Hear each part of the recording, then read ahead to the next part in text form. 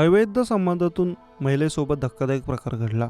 या घटनेमुळे विरारमध्ये मोठी खळबळ उडाली असून अनैतिक संबंधातून महिलेला आपला जीव गमावा लागला आहे.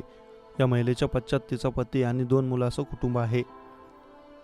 विरारमध्ये एका विवाहित महिलेची गळा दाबून हत्या केल्याचं उघडकीस आलं. या प्रकरणी मध्यरात्री विरार पोलिसांनी महिलेच्या प्रियकराविरुद्ध गुन्हा दाखल करून आरोपीला अटक केली आहे.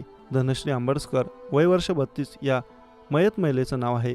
धनश्री ही पती रुपेश आंबडसकर, वय वर्ष 37 तसेच नेत्रा आणि नव्या या 2 लहान मुलींसह विरार पश्चिमेच्या फुलपाडा येथील साईनाथ अपार्टमेंटमध्ये राहत होती.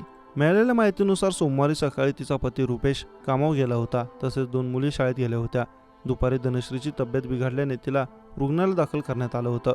डॉक्टरांनी तिला मृत घोषित केलं. दुपारी तिचा प्रियकर शेखर कदम हा तिला भेटायला घरी आला होता. दोघांमध्ये वाद निर्माण झाला. त्यावेळी कदम याने गळा दाबून धनश्रीची हत्या केली असा आरोप मयत धनश्रीचा पती रुपेश यांनी केला आहे. या प्रकरणी रात्री उशिरा विरार पोलिसांनी आरोपी कदम याच्या विरोधात हत्येचा गुन्हा दाखल करून या प्रकरणी पोलिसांकडून चौकशी सुरू आहे.